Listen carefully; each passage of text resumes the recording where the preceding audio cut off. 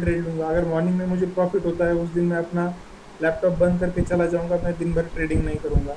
ये आपको एक डिसिप्लिन, आपके रूल्स खुद को फॉलो करने पड़ेंगे, उसके सिवा आपको ये प्रॉफिट नहीं हो सकता। तीसरा है कि आपको अर्निंग्स पे फोकस करना है। क्या होता है, आप जब भी मार्केट में लॉस के ऊपर फोकस करते हो, या फिर कोई लोग जो होते हैं कि आपको बोलेंगे कि ये स्टॉक मार्केट गैम्बलिंग है, इसमें लॉस ही होता है, अगर आप उस पर फोकस करे हुए तो वही चीज आपको दिखेगी। आपको अर्निंग पे फोकस करना है, तो आपको अर्निंग्स में दिखेंगे और आपको प्रॉफिट दिखेगा। फोर्थ आता है कि कैलकुलेट द रिस्क फर्स्ट। मतलब आप किसी भी स्टॉक में इन्वेस्ट कर रहे हो या फिर किसी भी ट्रेड में आप इन्वेस्ट कर रहे हो, तो उसके लिए आपको रिस्क कैलकुलेशन सबसे पहले करना चाहिए। मान लीजिए आपका 50,000 का फंड है, तो आपका जो है कि 1% के ऊपर मुझे लॉस नहीं चाहिए। तो अब कोई भी स्टॉक आप खरीद रहे हो, तो स्टॉक की कीमतें अलग अलग होती है, किसी की 300 प्राइस होगी, किसी की 1000 होगी, कोई 4000 का भी एक स्टॉक आता है। तो आपको वो क्वांटिटी उसके ऊपर निश्चित करने की, मुझे 500 रुपए का लॉस होना चाहिए, मेरा 10 रुपए का स्टॉप लॉस है, तो उस हिसाब से उतनी क्वांटिटी बाय कीजिए। कई लोग क्या होते हैं कि 500 रुपए का भी स्टॉक है, 100 रुपए का भी स्टॉक है, 1000 रुपए का स्टॉक है, क्वांटिटी हमेशा सेम ही खरीदते हैं। तो उससे जो होता है, आपका रिस्क कैलकुलेशन गलत हो जाता है। तो ये रिस्क कैलकुलेशन का एक एक्सेल शीट है, मैं बाद में अपने टेलीग्राम चैनल पे उसको शेयर करूंगा, तब आप वहां से डाउनलोड कर लीजिए। फिफ्थ आता है कि follow instincts more than suggestions.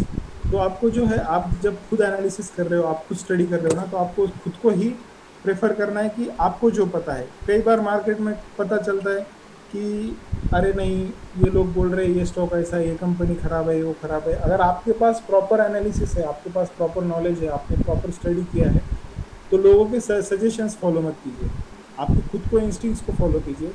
Instincts हमेशा रियल होते हैं, मैंने वो खुद आजमाया है। 9 साल में मुझे जितने भी प्रॉफिट हुए, वो इंस्टिंक्ट्स फॉलो करके हुए। लास्ट उसके बाद आता है स्ट्रिक्टली फॉलो स्टॉप लॉस। आप जब भी किसी से एडवाइजरी वगैरह लेते हो, मान लीजिए अभी मैं भी मेरे टेलीग्राम चैनल पे पोस्ट करते रहता हूँ कि ऐसे ऐसे बैंक का स्टॉक आप 345 पे खरीद लीजिए, और आपको 500 600 का टारगेट दिया होता है, तो वहाँ पे मैं एक स्टॉप लॉस जरूर मेंशन करता हूँ 320 का। क्योंकि अगर मैं स्टॉप लॉस वहाँ पे 320 कर रहा हूँ, तो उसके पीछे मेरा कोई कारण होता है, या फिर मेरा टेक्निकल एनालिसिस होता है, या फंडामेंटल्स के लिए मैं करता हूँ। तो उसको हमेशा आपको स्ट्रिक्टली फॉलो करना है। अगर आप वो फॉलो नहीं करोगे, उसके नीचे भी प्राइस जा रहा है, आप होल्ड करके बैठे हो, तो ये सेम सिचुएशन हो जाएगा कि आप लॉस में चल रहे हो, फिर भी आप होल्ड कर रहे हो। आप स्टॉक मार्केट में कोई भी आदमी पैसे किस लिए डालता है?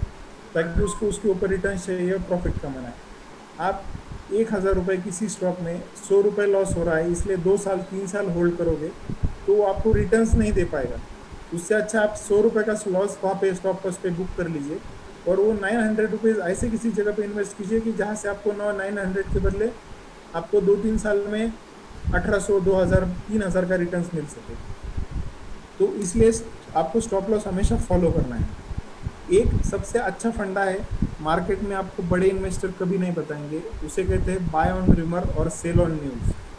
तो ये कई बार आपने टीवी पे सुना होगा कि बाय ऑन रिमर और सेल ऑन न्यूज, बट ये होता क्या है? आप इन्वेस्टिंग की कई बुक्स पढ़ लीजिए, ये आपको खुद को ही पता करना पड़ेगा कि ये क्या होता है। तो मैं अभी सबको बता देता हूँ, 9 साल में जितना मैंने किया है, पता किया है।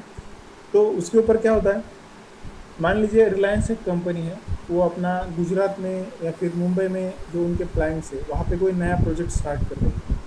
तो उसके लिए उन्हें कंपनी में जो भी चेंजेस करने या कुछ करना है, तो उसके लिए गवर्नमेंट का अप्रूवल लेना पड़ता है, या फिर मिनिस्ट्री के लिए वो चीज़ अप्रूवल के लिए जाती है। बट कोई भी फाइल अगर कुछ जा रही है, तो वो जो गवर्नमेंट अथॉरिटी है या फिर वो जो मिनिस्ट्री में जो लोग बैठे हैं, उनको ये पता है कि ये प्रोजेक्ट सक्सेस होने वाला है, या फिर उसको परमिशन मिलने वाली है, और उसके बाद ये कंपनी अच्छा परफॉर्म करेगी। तो उस समय आपको वो लोग कभी नहीं बताएंगे। बट क्या होता है, मैं अगर गवर्नमेंट अथॉरिटी हूँ, मैं काम कर रहा हूँ, मेरे पास अगर फाइल आती है, तो मैं क्या करूँगा, मेरे फ्रेंड्स को बताऊंगा, मेरे रिलेटिव्स को बताऊंगा, या फिर जो मेरे दोस्त है या फिर बिजनेस पार्टनर्स है, उनको बताऊंगा कि आप उसमें इन्वेस्टमेंट कीजिए। या फिर अगर मैं खुद कंपनी का प्रमोटर हूँ, तो मैं मेरे रिलेटिव्स को बताऊंगा, या फिर जो फ्रेंड्स हैं उनको बताऊंगा। तो वो लोग जब बाइंग करते हैं कम प्राइजेस पे, बाद में जब कंपनी अच्छा परफॉर्म करेगी तो अच्छे रिटर्न्स के लिए, तो वो चीज़ है ना, आपको टेक्निकल चार्ट्स पे तुरंत पता चल जाती है। अभी कई लोगों को तो ये पता, मतलब पता करके भी शॉक हो जाएगा कि जब कोरोना का फॉल मार्च 2020 में आया,